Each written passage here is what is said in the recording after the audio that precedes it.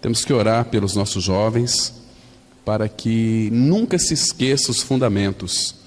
Fundamentos que nós edificamos é sobre a pessoa de Cristo e sobre o que os profetas disseram, sobre o que os apóstolos também disseram. Aí nós podemos edificar. Não existe outro fundamento. Vamos ler, irmãos, Romanos capítulo 8, versículo 9. Diz assim a palavra: Vós, porém, não estáis na carne, mas no Espírito, se de fato o Espírito de Deus habita em vós. E se alguém não tem o Espírito de Cristo, esse tal não é dele. Vamos ter uma palavra de oração. Pai, nós te agradecemos por esta manhã tão preciosa. Pedimos, ó Pai, que Tu estejas iluminando as nossas mentes e corações, para que a Tua palavra, Pai, venha penetrar de uma maneira que compreendamos, sejamos edificados, sejamos tratados, sejamos cortados, sejamos alimentados, sejamos exortados, advertidos. Pai, que Tu alcanças em nós o Teu objetivo, Pai. Aquieta o nosso coração, para que ele não fique agitado e então nós possamos ouvir a voz do Teu Espírito em nosso espírito, que já foi regenerado. Pai, nos ajuda neste assunto da cruz e a carne. Pai Santo, temos vivido épocas tão conturbadas, tão difíceis. Há uma agitação no coração dos homens, há um desejo, há uma busca pelo prazer. Pai Santo, por isso nós sabemos que o nosso prazer está em Ti, e o Teu prazer está em nós, porque o Teu amado Filho habita em cada um de nós. Entregamos, Pai, nas Tuas mãos esse tempo de comunhão da palavra. Fale e assopre sobre a Tua palavra e nos instrua em nome do Senhor Jesus. Amém. Irmãos, nesse versículo 8 aqui, percebe que toda a ação de Deus está relacionado à Trindade. Quando Paulo diz assim: Vós, porém, não estáis na carne, mas no Espírito. Espírito aqui é o Espírito Santo. Agora, observa que ele coloca uma outra palavrinha assim: se de fato o Espírito de Deus habita em vós. Aqui ele falou do Espírito Santo e do Espírito de Deus. E agora, na parte B do versículo, ele diz assim: e se alguém não tem o Espírito de Cristo, esse tal não é dele. Então, irmãos, toda a obra que Deus faz, desde a sua criação até a restauração de todas as coisas, Deus faz, aliás, é a Trindade fazendo e se manifestando. Esse tema que vamos analisar aqui, a cruz e a carne, eles são, vamos dizer assim, há uma guerra aqui. Quando a Bíblia diz que há uma guerra travada entre o Espírito, não é entre o Espírito Santo e o diabo. A guerra travada é entre o Espírito e a nossa carne. O problema, irmãos, está na nossa carne. A carne nossa, ela não se converte. Então, se ela não se converte, ela presta para quê? Para nada. Paulo, ele disse assim, Romanos 7,18: porque eu sei, isto é, na minha carne não habita bem nenhum. Então nós temos que ter essa revelação do Espírito de Deus para nós compreendermos que na nossa carne não habita bem nenhum. O que é carne na Bíblia? Irmãos, não estou falando do corpo. O nosso corpo é revestido de carne. Carne e alma é a mesma coisa.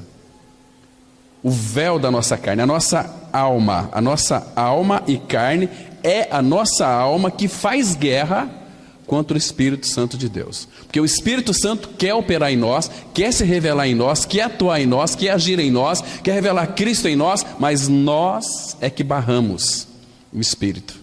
Então por isso que Deus tem um remédio, um antídoto para a nossa carne, que é cruz. A cruz, ela precisa nos eliminar. Se a cruz não operar em nós, irmãos, nós sempre iremos fazer a vontade da carne e dos pensamentos. Irmãos, a carne, segundo a Bíblia, ela está sempre condenada à morte por Deus. Sempre à morte. Ela vai estar condenada diante do nosso Pai. Por isso que A palavra fala que no versículo anterior aqui, Romanos 8:8, os que estão na carne não podem agradar a Deus. O que significa uma pessoa estar na carne? Ela fazer aquilo que ela quer, ou aquilo que ela deseja. Então, e a nossa carne, ela não é justa diante de Deus. E nunca pode ser, nunca vai ser. Então, por isso que Deus enviou seu Filho para crucificá-la, a nossa carne. Então, a nossa carne, tendo essa experiência de morte, de crucificada, então o Espírito Santo poderá agir. Vocês se lembram, desde Gênesis capítulo 6, Deus disse assim, que o meu Espírito não agirá para sempre no homem, porque este é carnal. Então, quando a vontade da carne está em evidência, Deus não pode agir, porque Deus quer algo que seja para Ele voluntário. Quando há uma voluntariedade em obedecer a Ele, significa carne crucificada. Quando nós nos rendemos a Ele, fazemos aquilo que lhe agrada, para isso temos as Escrituras, então significa que nós temos a nossa carne crucificada. Agora, queridos, quando uma pessoa está na carne, fazendo a vontade da sua carne, o Espírito Santo não vai agir nela. Existem, meus queridos irmãos, dois princípios que eu quero colocar para vocês aqui, sobre a questão da carne. Primeiro que, irmãos, Satanás, o pecado e a morte, ele atua na nossa carne. Então, o que significa carne? Pecado é o próprio Satanás na carne do homem. Em que sentido? Porque o homem, quando vive na carne, ele está subjugado a realizar a vontade de Satanás. Ele pensa em satisfazer os seus desejos, aquilo que ele acha que é bom para ele. Mas, por detrás, ele não sabe que a sua vontade está presa nos laços do diabo. Isso está muito claro lá em 2 Timóteo 2, versículo 26. Livrando-se eles dos laços do diabo, porque Satanás cativou a nossa carne para sermos servos dele. Então, uma pessoa, ela não é livre. Ela pensa que faz a vontade dela. Eu vou para uma balada, eu vou beber, eu vou fumar, eu vou me divertir, eu vou curtir a minha vida. Na realidade, ela está sendo escrava de um déspota que está usando tão somente o seu corpo para obter prazer.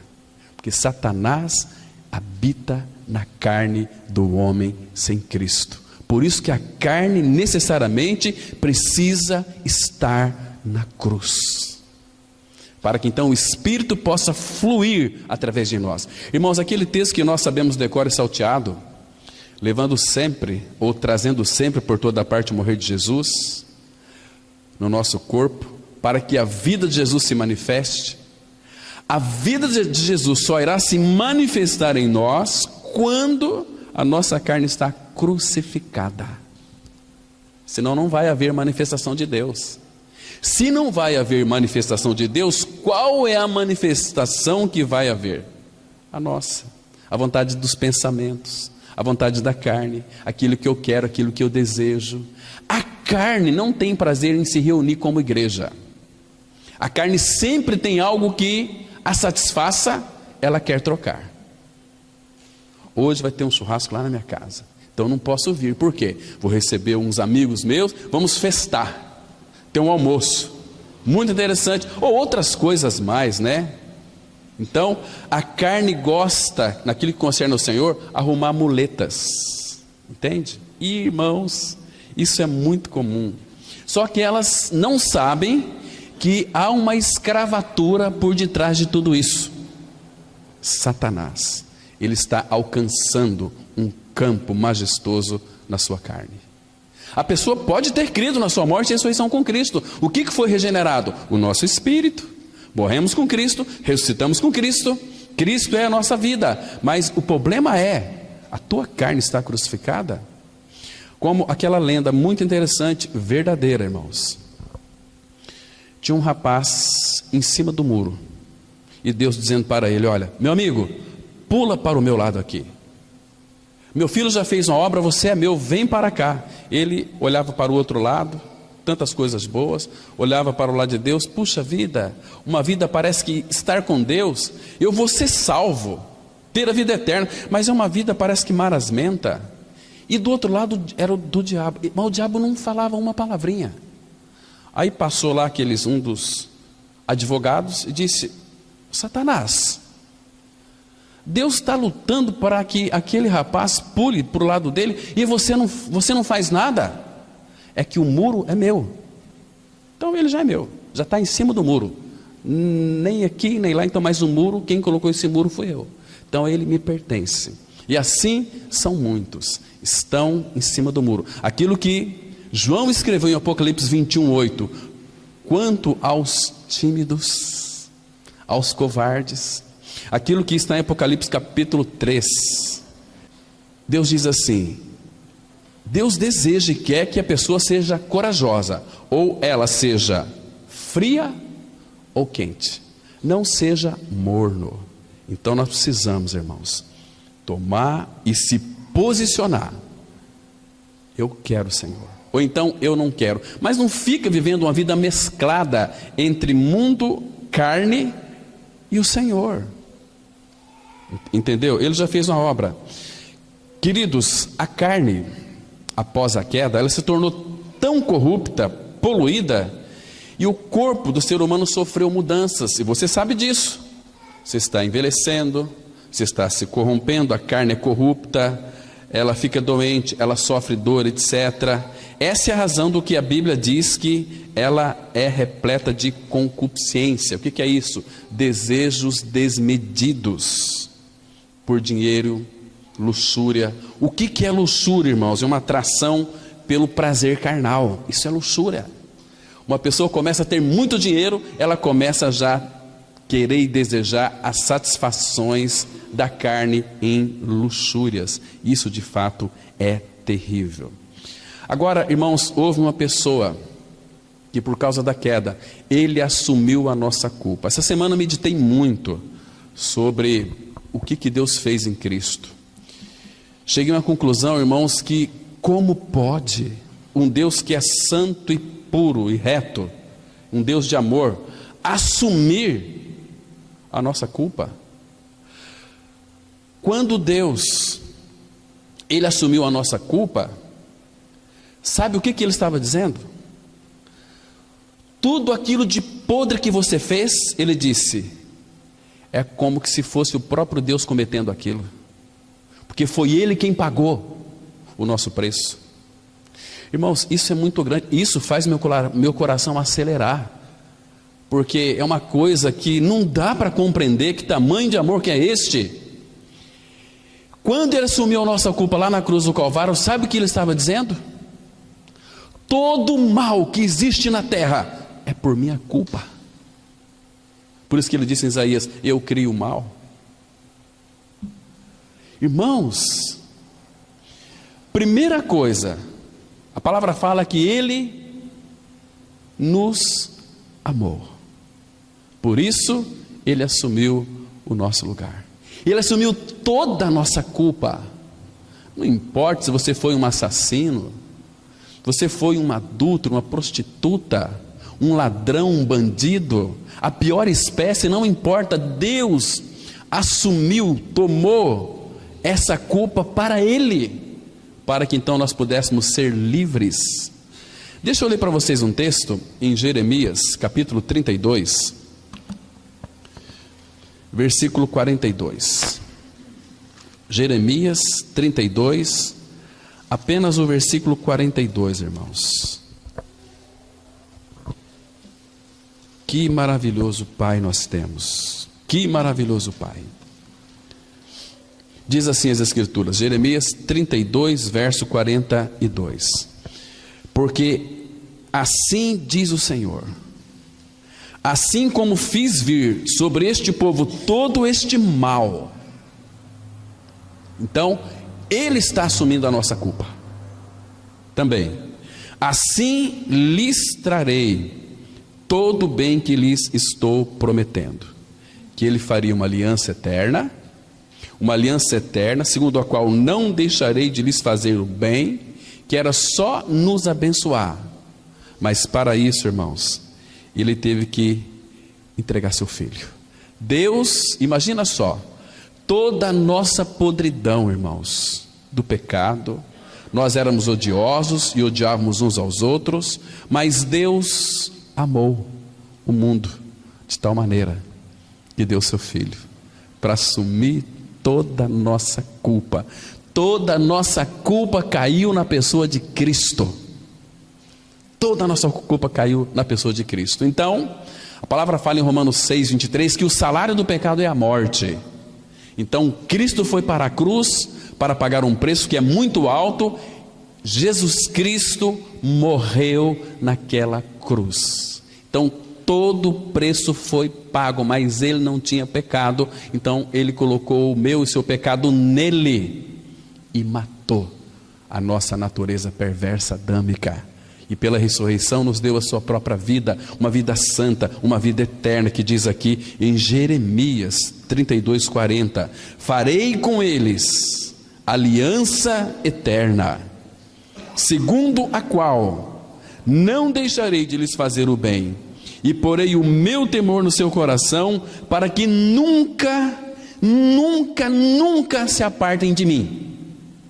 E a tendência do cristão carnal, do crente carnal, é se apartar do Senhor, de viver uma vida do jeito que acha que é certo e adequado. Misericórdia, irmãos, isso é tão triste, isso é terrível para o reino de Deus. Vamos avançar aqui, irmãos. A regeneração bíblica é um nascimento pelo qual a parte mais íntima do ser do homem, o espírito, profundamente oculto, é vivificado, restaurado e habitado pelo Espírito de Deus. Tem que passar um tempo até que o poder desta nova vida alcance o exterior, ou seja, até que se estenda do centro até a circunferência. Embora um regenerado recentemente possa comportar-se fielmente, amando ao Senhor e distinguindo-se com seu zelo, ainda necessita tempo para ter ocasião de saber mais da maldade do pecado e do eu. O seu eu, que é a sua carne, e a carne tem uma inclinação natural para realizar suas obras, que são, Gálatas 5:19 até o 21, diz assim a palavra: prostituição, impureza, lascívia, idolatria, feitiçarias, inimizades, porfias, ciúmes, iras, discórdias, dissensões, facções, invejas, bebedices, glutonarias e coisas semelhantes a estas, a respeito das quais eu vos declaro, como já outrora vos preveni, que não herdarão o reino de Deus os que tais coisas praticam. A questão da carne é muito sério, meus queridos irmãos. Amados, essas são as obras da carne. A carne não produz nada que preste. O que a carne produz? Somente isto. Agora, você que está aqui nesta oportunidade, possa ter crido na sua morte e ressurreição com Cristo, mas a pergunta é: a tua carne está crucificada? Crucificada para quê e como? Para tudo isto. Irmãos, a nossa alma, ela tem um desejo luxuriante para satisfação dela mesma, que é tremenda. Somente se não for a cruz, e somente a cruz pode colocá-la no seu devido lugar, eliminando-a definitivamente. Porque, irmãos, prostituição, aqui existem muitas áreas da nossa vida que ainda muitos podem se prostituir. Um enganinho só, prostituição. Impureza. Hoje à noite eu quero tratar com cada uma, se o Pai assim permitir, dessas coisas aqui, o que elas significam, porque às vezes a pessoa não sabe o que é impureza, o que é lascívia, o que é idolatria, o que é feitiçaria, o que é inimizade. Vamos pegar o grego, vamos analisar e vamos então verificar o que significa cada uma dessas porcarias com que todos nós nascemos. Inveja, idolatria, nós, às vezes muitos aí ficam achando que são os católicos que são idólatras. Queridos, idolatria é tudo aquilo que ocupa o lugar de Cristo na sua vida. Por isso que João escreve assim, 1 João 5,21: filhinhos, guardai-vos dos ídolos. Irmãos, você sabe o que significa as obras da carne para Deus? Sabe o que significa? Escória. Sabe o que é escória? É aquela matéria expelida por vulcão. Escória. Sabe o que é escória? Você pega a prata e o ouro e joga no fogo e sai as escórias. Para muitos, sabe o que Deus fez? Aqueles que de fato creram nele. Então essas pessoas precisam de passar pelo fogo para tirar as suas escórias. Mas Deus diz que muitos que passam pelo fogo, as escórias não saem. Eles se tornam ferro, bronze, mas não sai prata, não sai pedras preciosas. Tem um texto muito interessante, abra lá em Ezequiel, capítulo 22, versículo 17 e 18. Irmãos, esse texto aqui, ele é muito contundente e nos chama muito a nossa atenção. Porque escória significa aquelas pessoas que são desprezíveis, que não presta para nada, naquilo que concerne ao Senhor, à igreja, ao reino, entende? Então nós temos que prestar muita atenção. Olha só aqui, Ezequiel 22, versículo 17 e 18, olha só, Ezequiel 22, 17 e 18, veio a mim a palavra do Senhor dizendo, presta atenção, filho do homem, a casa de Israel se tornou para mim em escória, todos eles são cobre, estanho, ferro e chumbo no meio do forno, em escória de prata se tornaram. Era para ser prata refinada, mas se tornaram eles mesmos, povo de Israel, escória de prata, que para nada presta. Essa é a carne maldita do homem, irmãos, que nós amamos tanto as nossas vontades, não é assim? Queridos, para a carne, sabe qual é o remédio? Eu vou citar para vocês um exemplo aqui, do que era feito com a carne no Antigo Testamento. Quando a carne era contumaz, quando a carne era teimosa, quando a carne era rebelde, quando a carne não queria ouvir o Senhor, através de seus pais, sabe o que eles faziam com a carne? Porque não tem outro remédio para a carne. O lugar da carne é na cruz. Nascemos de novo, mas por que a nossa carne está então em evidência? Nós queremos ser os grandes. Sabe o que eles faziam no Antigo Testamento com relação à carne rebelde, à carne desobediente? Vamos ver um texto. Deuteronômio, capítulo 21, vou ler a partir do versículo 18, irmãos. Aqui acho que vale a pena nós pararmos aqui um pouquinho para nós vermos esse texto aqui. Claro que no Antigo Testamento é em figura. E outra coisa, não vai pensar que a tua carne vai se converter. O lugar da carne é na cruz. A carne, ela tem, como disse o irmão algum tempo atrás, a carne, ela tem um poder destruidor da nossa vida espiritual com o Senhor. Olha só aqui, Deuteronômio 21, a partir do verso 18, diz assim: se alguém, irmãos, graças ao Senhor, porque se nós estivéssemos vivendo esse contexto aqui, eu creio que os nossos filhos estariam todos mortos. Olha o que a Bíblia diz: se alguém tiver um filho contumaz, o que é contumaz? Teimoso e rebelde, que não obedece à voz de seu pai e de sua mãe, e ainda castigado não lhes dás ouvidos. Esse castigo aqui, sofrimento, é ser refinado e sair escória. Seu pai e sua mãe o pegarão e o levarão aos anciãos da cidade, à sua porta e lhes dirão: este nosso filho é rebelde, é contumaz, não dá ouvidos à nossa voz, é dissoluto. Essa palavra dissoluto é devasso, significa libertino, e beberrão. Então todos os homens da sua cidade o apedrejarão até que morra. Assim eliminarás o mal do meio de ti. Todo o Israel ouvirá e temerá.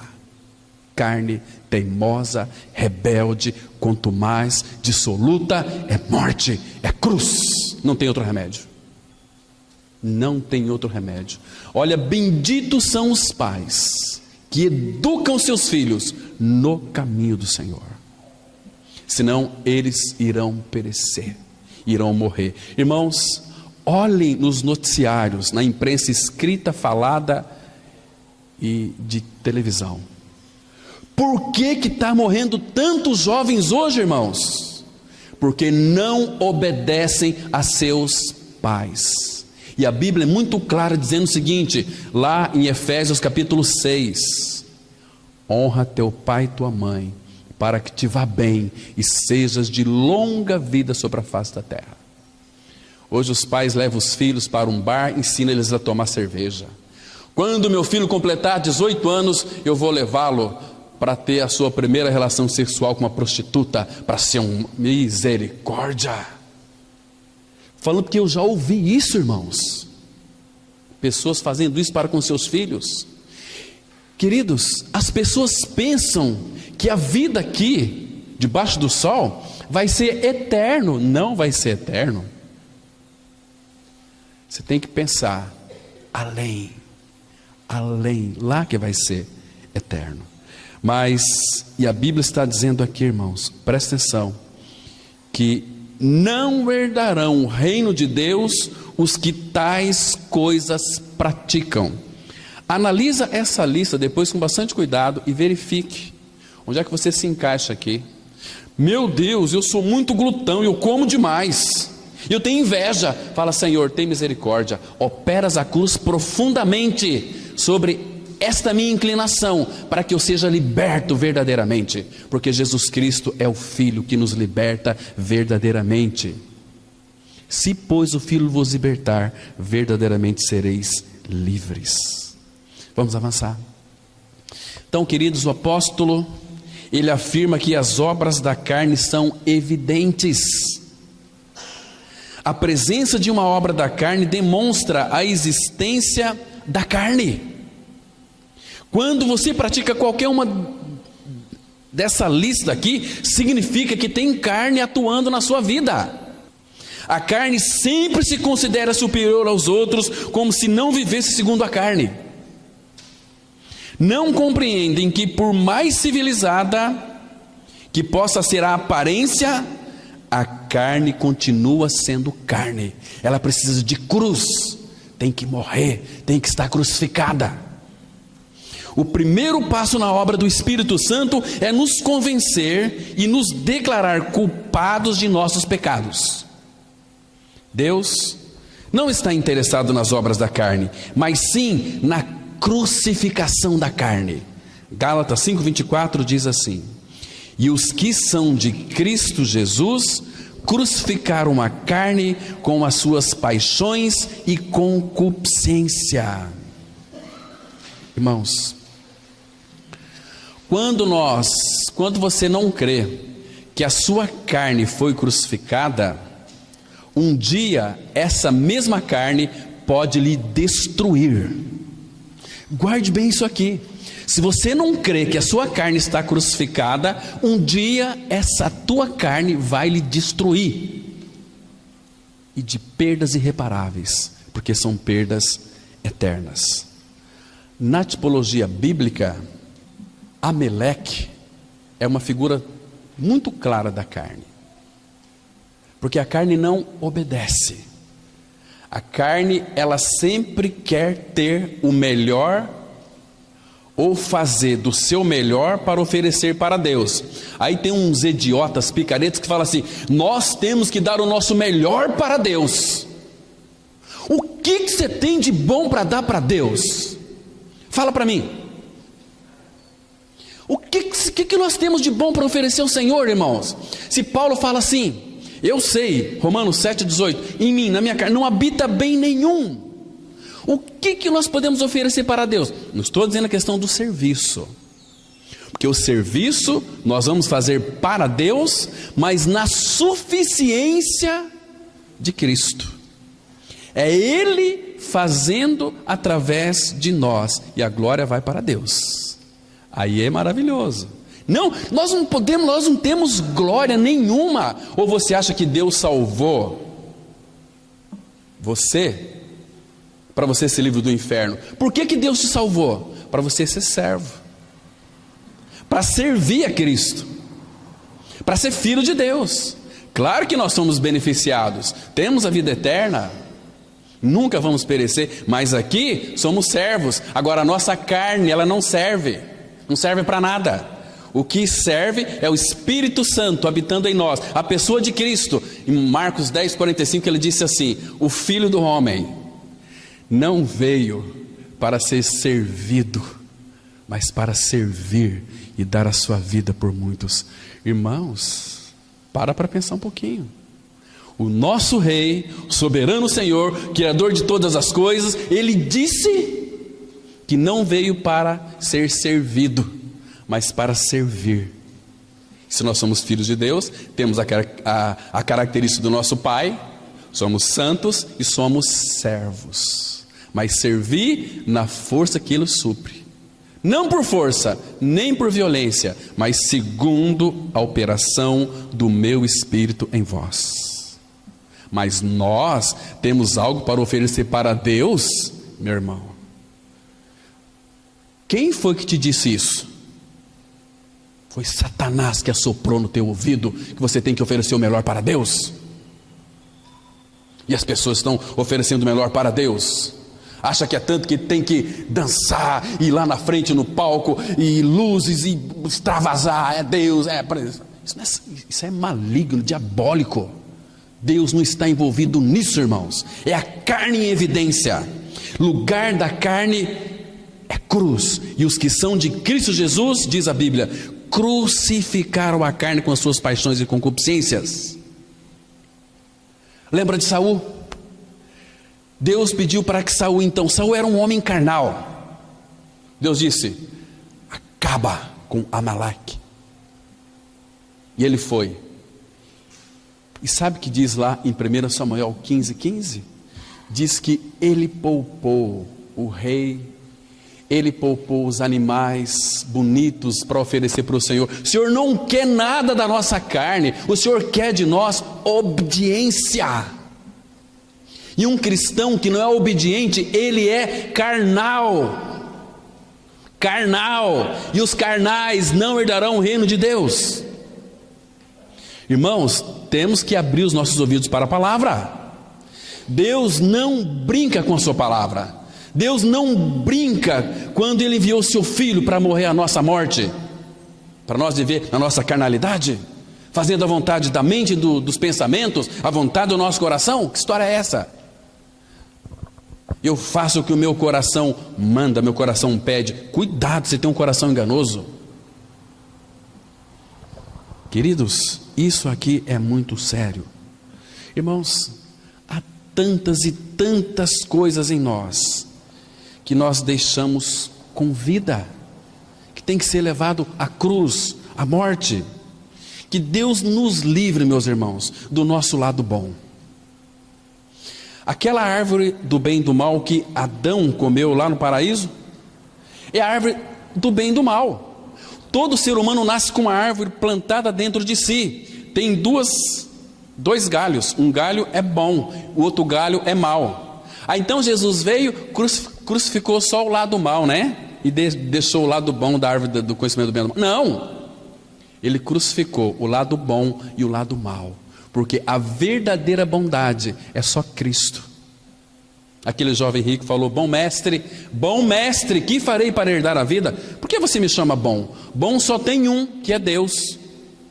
Se bom só tem um, que é Deus, o que você é? Aí eu sou bonzinho. Não, você é mauzinho. Você é mal educado na palavra. E nós temos uma maneira de querer enganar Deus com a nossa safadeza. Queridos, Deus, Ele sonda os nossos corações. Ele conhece, Ele perscruta, esquadrinha o mais íntimo do nosso ser. Ele sabe o que passa no nosso coração. E nós também sabemos, nos porões ocultos do nosso coração. Queridos, cruz para a carne. Temos que confessar essa verdade no nosso coração. Às vezes muitos confessam assim: já estou crucificado com Cristo e vivo não mais eu. Mas é da boca para fora. Quero ver essa confissão lá no interior. Carne, você está na cruz. Eu estou aqui para fazer a vontade do Pai. Fique no seu lugar. Então, irmãos, o problema do homem não está no fruto, mas na raiz. Se tivesse arrancado a árvore, haveria alguma necessidade de temer que desse fruto? Os crentes trabalham ativamente, fazendo planos para controlar os pecados, que são os frutos, enquanto se esquecem de tratar a própria carne, que é a raiz. Ligou para mim uma pessoa: ai, pastor Cláudio, eu estou lutando contra o meu pecado. Você vai lutar, você nunca vai vencê-lo. Teu pecado, você nunca vai conseguir vencer. Se você vencesse teu pecado, Jesus não precisava ter morrido numa cruz. Para o pecado não tem outra forma de sermos livres dele, a não ser cruz, crucificação, morte. Não tem outra possibilidade, irmãos. Ou se vocês descobrirem uma, vocês me informem para mim depois, eu quero saber também. Não sejamos enganados, irmãos. Lugar do pecado é cruz, lugar da carne é cruz. Aí nós teremos a manifestação da vida de Cristo. Ele veio tratar com a nossa raiz, não com a circunferência do nosso corpo, da nossa alma. Não é estranho que antes de que possa resolver um só pecado, já surgiu outro. E as pessoas: Senhor, perdoa os meus pecados. Você vai pedir perdão uma vida inteira, vai morrer, vai para o inferno. Deus não vai te perdoar. Ele só vai te perdoar o dia que você crê que morreu. Isaías 22:14 diz assim: mas o Senhor dos exércitos se declara, se revela aos meus ouvidos, dizendo: certamente este pecado não será perdoado até que morrais. Até que morrais. Por isso, hoje devemos tratar a origem do pecado, ou seja, a raiz. Vamos ler aqui Mateus 3:10. Já está posto o machado à raiz das árvores. Toda árvore, pois, que não produz bom fruto, é cortada e lançada ao fogo. Irmãos, como é que ele tira o nosso pecado? A palavra está dizendo aqui, o machado está posto aonde? Raiz. O que significa? Gálatas 1, versículo 3 e 4. Vamos ler. Gálatas 1, verso 3 e 4. O que a Bíblia diz aqui, irmãos? Vamos ler com bastante cuidado. Então, se a palavra fala que o machado já está posto à raiz das árvores, então ele não veio tratar na periferia, ele veio tratar com a raiz, com o carnegão, com o pecado. Jesus veio para tirar pecado. Diz assim, versículo 3: graça a vós outros e paz da parte de Deus nosso Pai e de nosso Senhor Jesus Cristo, o qual se entregou a si mesmo pelos nossos pecados para nos desarraigar deste mundo perverso, segundo a vontade de nosso Deus e Pai. Desarraigar, tirar o nosso pecado pela raiz. Por isso que o machado está colocado na raiz. Agora, fomos tirados pela raiz, crucificados, e fomos plantados. Aonde que nós somos plantados, irmãos? Porque aqui, todo ser humano que nasce nesse mundo não produz bom fruto, não. É fruto mau para Deus. Pode ser que produza para a sua família, para a sociedade, né? Mas para Deus, Ele nos tirou aqui deste mundo pela raiz e nos plantou na casa de Deus. Onde é a casa de Deus? Abra lá no Salmos 92. Salmos 92. Vamos ler aqui os versículos 12 e 13. Veja aqui onde é que nós somos plantados. É muito interessante, irmãos. A palavra de Deus ela é tão clara para nós. Primeiro Ele nos tirou, o machado está na raiz, fomos tirados deste mundo pela raiz e fomos plantados na casa de Deus. Então nós vamos produzir agora bom fruto, mas o fruto que Ele plantou em nós, que é a divina semente. Diz assim o versículo 12: o justo, olha como é que começa, irmãos: não há nessa terra nenhum homem justo, mas quando cremos em nossa inclusão no corpo de Cristo, fomos justificados. Então o justo florescerá como a palmeira, crescerá como o cedro no Líbano, plantados na casa do Senhor, florescerão nos átrios do nosso Deus, na velhice ainda darão fruto, serão cheios de seiva e de verdor. Então, irmãos, aqui fala que fomos plantados aonde? Na casa de Deus. O que é a casa de Deus? Cristo. Cristo é a casa de Deus. Cristo foi colocado em nós. Então o teu corpo é morada de Deus. Mas esse corpo aqui não vai ser morada de Deus para sempre, porque nós vamos receber um outro corpo semelhante ao corpo da sua glória. Aí vamos estar com Ele. Então Colossenses 2, versículo 5 e 6 diz assim que nós somos radicados em Cristo, plantados em Cristo. Então nós podemos produzir bons frutos, que é o fruto do Espírito. Isso é tão lindo, tão maravilhoso. Vamos avançar. Os recém-nascidos em Cristo precisam se apropriar do profundo significado da cruz, pois o objetivo de Deus é crucificar junto com Cristo o velho homem do crente, com o resultado de que os que pertencem a Cristo crucificaram a carne com suas paixões e desejos. Eu coloquei Romanos 6,6 aqui numa outra versão, que diz assim: pois sabemos que a nossa velha natureza pecadora já foi morta com Cristo na cruz, a fim de que o nosso eu pecador fosse morto, e assim não sejamos mais escravos do pecado. Que lindo, irmãos, que lindo versículo, que precioso versículo. Então, queridos, você não pode ter dó de você, sabia? Você não pode ter dó de você. Então, se entregue a esta morte com Cristo. Porque, se a gente for analisar, Paulo, quando vivia na lei, sabe o que ele disse? Lá em Romanos 7, 24: miserável homem que sou, quem me livrará do corpo desta morte? A nossa carne, irmãos, nos torna tão miseráveis, tão separados de Deus, não é assim? Mas aí Deus, Ele apresenta um antídoto. O amor de Cristo nos constrange, julgando nós isto: um morreu por todos, logo todos morreram. 2 Coríntios 5, versículo 14. Que maravilha saber que Ele assumiu o meu lugar, assumiu a minha culpa, assumiu toda a minha responsabilidade e assumiu também a responsabilidade de cuidar de mim eternamente, porque Ele me fez seu filho. Seu filho. Se o Pai, sendo eu ainda um pecador, Ele enviou seu Filho por amor a mim e me deu a sua vida, e agora que somos filhos? Você já parou para pensar o quanto este Deus e Pai te ama? Quanto você é amado por Ele? Muito amado por Ele. Então vamos avançar um pouquinho mais. Então, irmãos, tenham em mente e considerem que o que foi crucificado é a carne junto com suas poderosas paixões, e desejos. Posto que o pecador foi regenerado e redimido de seus pecados por meio da cruz em Cristo, agora o menino em Cristo deve ser libertado do domínio da carne pela mesma cruz, para que possa andar segundo o Espírito e já não segundo a carne. Agora, a ação do Espírito Santo em cada um de nós é nos levar a uma vida madura. Madura.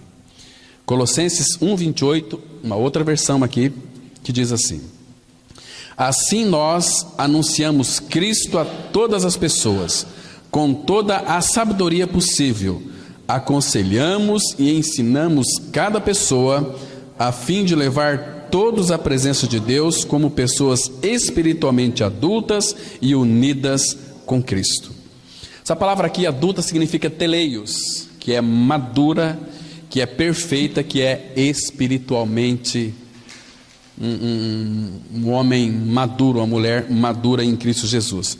Agora, por que Paulo se esforçava tanto para levar as pessoas, apresentar as pessoas espiritualmente maduras a Cristo? Porque Deus nos dá essa condição. Ele disse assim, lá em Mateus 5,48, a palavra fala assim: sede vós perfeitos, como é perfeito o vosso Pai. Quando fala sede, é a condição que nos dá para sermos. Porque a vida de Cristo, ela cresce em nós. Ela não vai crescer se nós sufocá-la com a nossa carne, com as ambições, com os desejos, começar a pisotear a vida do Espírito. Paulo fala assim, olha, não apagueis o Espírito. Queridos, quase que o tempo todo, infelizmente, nós estamos entristecendo o Espírito com a vontade da carne. Irmãos, é uma busca desenfreada pelo prazer que é terrível. Agora, nós falamos sabedoria sim, para aqueles que de fato são sábios, aqueles que querem e desejam ouvir de fato a palavra do Senhor. Paulo falou isso em 1 Coríntios 2,6, né? Falamos sabedoria aos experimentados. Ali, experimentados, a ideia é aos amadurecidos. Tem pessoas que eles são tão carnais que nem conseguem ouvir a mensagem da cruz, que é o princípio, uma doutrina elementar da Bíblia. Fica ali, nem ainda nasceram de novo. Tem Deus, eu tenho Deus no coração, eu tenho Deus, eu sirvo a Deus. Não tem nada. A vida deles desmentem aquilo que eles professam ser. Então precisa primeiro morrer com Cristo. Aí depois o Espírito precisa de, não contra a sua vontade, aplicar a cruz no seu interior, para que aquela lista das obras da carne sejam colocadas no seu devido lugar, na cruz. Então teremos sim a manifestação da vida de Cristo. É tão precioso, irmãos, tão precioso. Olha, Deus faz coisas admiráveis. Semana retrasada nós fomos, eu e os irmãos, na casa de uma família, visitar uma pessoa. Ele estava totalmente com uma doença muito grave, não tem cura, e já cego, já perdeu totalmente o juízo, não compreendia nada, falava aquelas coisas que vinham de relance. Fomos lá pregar a palavra, lemos a Bíblia, não dá para pregar, mas eu creio que o Espírito pode fazer, e oramos: Senhor, se for da tua vontade, providencie que ele seja restaurado o seu juízo, a sua visão, para que a gente pregue a palavra.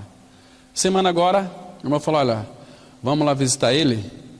Tá bom, perfeito estado. Fomos lá, pregamos a palavra. E vamos pregar de novo, se Deus permitir a palavra. Irmãos, é o Deus que tudo pode. Deus pode curá-lo, remover essa enfermidade? Claro que pode. Mas tem muitos que têm aí um câncer, está no seu estado final. Deus pode curar. Eu creio que Ele pode, mas eu não posso determinar para Deus. Fala: Senhor, eu sei que o Senhor é poderoso, eu sei que o Senhor, com teu falar, ele será curado, mas depende de ti, não de mim. O poder não está em quem ora, está em quem ouve as nossas orações. E quando nós oramos, estamos falando com Deus Todo-Poderoso. Irmãos, ai como nós somos incrédulos. Ai, como nós somos incrédulos, irmãos. Precisamos clamar ao Senhor para que Ele tenha misericórdia de nós e se revele a nós, e que nos faça crer e segura na nossa mão, para que a gente jamais se aparte dele. Cristo morreu uma vez por todas para o pecado, mas a seguir está o fato de que o pecador também morreu na cruz com Cristo, para que não possa ser controlado mais por sua carne.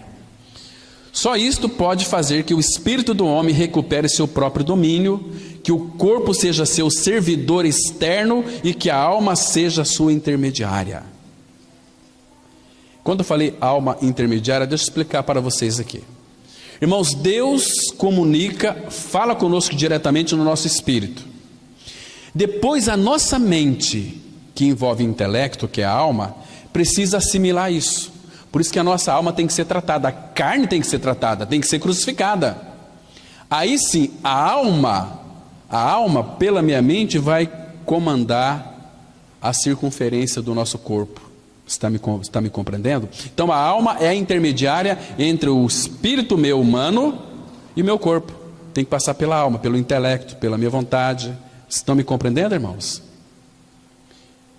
Isso é muito interessante.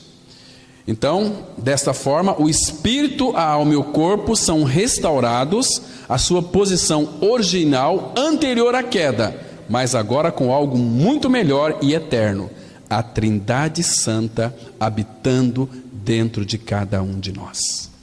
João 14, 23, a Bíblia diz assim: respondeu Jesus: se alguém me ama, guardará a minha palavra, e meu Pai o amará, e viremos para ele e faremos nele morada. Agora, muito bem, essa palavra aqui, guardará, significa o quê? Reter e obedecer. Guardar a palavra, eu guardo a palavra no meu coração. Não. Guardar, a gente pensa que está guardadinha aqui, tranquila. Não é isso que a Bíblia está dizendo. A Bíblia está dizendo o seguinte: guardar a palavra é você ouviu a palavra, entendeu e agora pratica aquilo que de fato você entendeu e ouviu. Se a tua carne não for crucificada, você não vai conseguir obedecer. Se ela foi crucificada, você vai obedecer. Mas se não, não vai obedecer. Queridos, a prova que nós amamos o Senhor é obedecer a sua palavra, é obedecer a sua voz. Vamos dar uma olhada aqui, irmãos, no Evangelho de João, capítulo 14, versículo 15. João 14, verso 15. Muito interessante nós observarmos esse versículo aqui. João 14, verso 15. Jesus, ele está dizendo assim, olha: se me amais, guardareis os meus mandamentos. Se me amais, vocês serão obedientes aos meus mandamentos. Agora, queridos, os mandamentos de Cristo, de Deus, para a nova criatura não são penosos.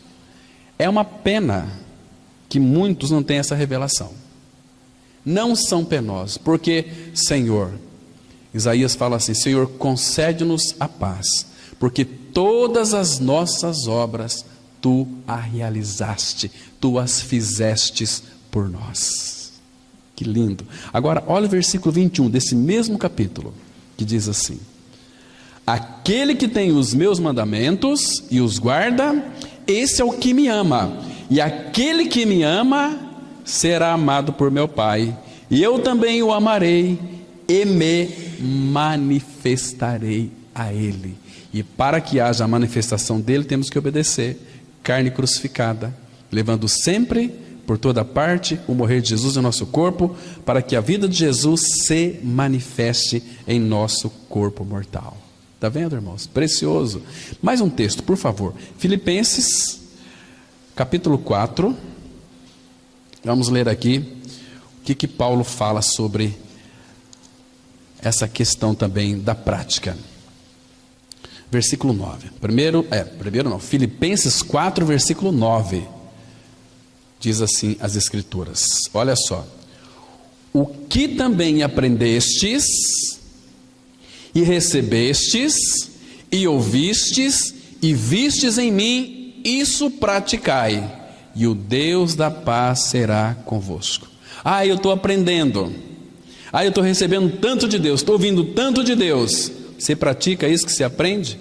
Você pratica isso que você ouve? Você pratica isso que você vê? Então, meu amigo, teu cristianismo não é o verdadeiro sino uma prática, sino a obediência. Como é que nós podemos obedecer? Irmãos, Ele colocou dentro de nós não confessamos? Não mais eu, mas Cristo vive em mim? Quem Jesus é para Deus? O obediente.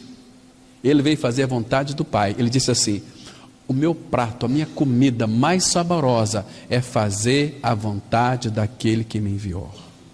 Que precioso é isso, entende? Irmãos, o nosso prato, a nossa comida mais gostosa é fazer a vontade dele? Irmãos, vamos ser sinceros. Sejamos sinceros aos pés do Senhor. Nós queremos fazer a nossa vontade. Gente, misericórdia. Eu descobri esses dias que eu sou birrento. Assim, descobri. Alguém que mora bem perto de mim assim, bem coladinho de mim. Claro, estou falando da minha esposa. Não vai falar para ela depois não, viu, pessoal? Depois ela fica me cobrando depois. Fez uma coisa que eu não gostei, de repente eu fui lá para o meu escritório ali em casa, de bico. Falei, aí o Espírito, opa, isso tem que ir para a cruz. Falei, meu Deus, eu sou birrento, eu tenho que ser tratado na minha birra. Meu Deus, mas na prática, estava oculto. Queridos, e vida é questão de morte. Ah, mas que gostoso. E a nossa birra, isso gera em nós doenças. Estava pregando na casa do Ademir segunda-feira, começou aqui um calor no meu peito. Falei, gente, está acontecendo alguma coisa comigo. Fui verificar minha pressão, meu Deus, 20. Sou hipertenso. Descobri agora. Mas por quê? Porque eu sou nervoso. Porque eu sou como que uma esponja. Fico pegando os problemas dos outros para mim. Falo, não, sai, a carne está crucificada, Senhor. Eu entrego o meu caminho ao Senhor. Confio em Ti, Tu fazes tudo. Eu quero viver uma vida saudável. Entrar na terceira idade, e logo eu chego lá, com dependência de barbitúricos e remédios e tranquilizantes. Não. Que história é essa? Eu não sou Deus. Eu vou visitar, vou pregar, mas eu tenho que levar aquilo que pode. Eu não posso. E a gente começa a absorver, começa a sofrer com o sofrimento dos outros. Mas isso é igreja. Paulo, ele sofria. Percebe? Muito interessante, irmãos.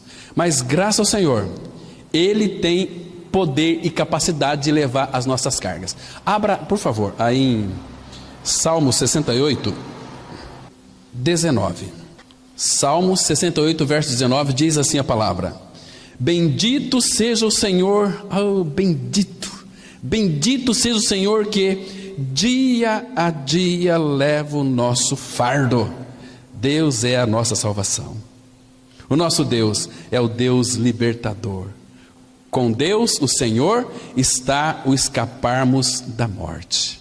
Irmãos, quem tem neste mundo um Pai, um Deus como nós temos, que dia a dia Ele leva o nosso fardo, leva os nossos pesos, leva as nossas angústias, leva as nossas dores, leva as nossas aflições, entrega para Ele. Senhor, está pesado, leva. Não queira fazer, senão você vai morrer antes do tempo. Então, queridos, se alguém me ama, obedecerá a minha palavra, e meu Pai o amará, e viremos para Ele, e faremos nele morada. Quem que habita em você, meu irmão? Deus Pai, Deus Filho, Deus Espírito, a Trindade Santa habita dentro de você. Você é filho de Deus. A Trindade só habita em alguém que foi crucificado junto com Cristo. E se foi uma crucificação conjunta, então quando o Senhor Jesus foi crucificado, nesse momento também foi crucificada a nossa carne. Além disso, a crucificação junto com a sua, não a sofremos pessoalmente, posto que foi o Senhor Jesus quem nos levou à cruz em sua crucificação. Em consequência, Deus considera a nossa carne já crucificada.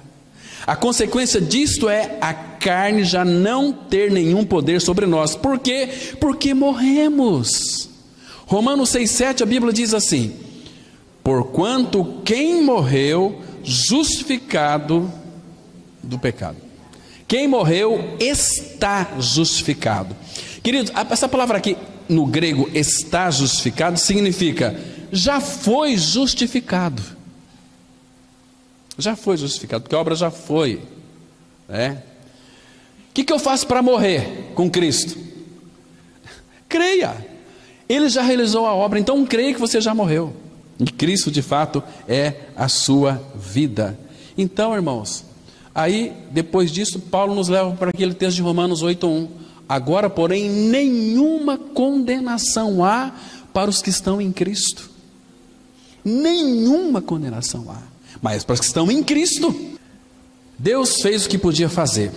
A pergunta imediata é: que atitude adotamos em relação à sua obra terminada? Ele crucificou a nossa carne na cruz, não de nome, mas sim de fato. Se acreditamos e exercemos nossa vontade para escolher o que Deus tem feito por nós, esta experiência será nossa para sempre. Não é exigido que façamos nada, porque Deus tem feito tudo. Não se nos exige que crucifiquemos nossa carne, porque Deus a crucificou na cruz em Cristo. Isso é maravilhoso. Agora, aquilo que é para você fazer, Ele vai te orientar e vai lhe capacitar. E se você não fizer, ninguém mais vai fazer também, porque você é único.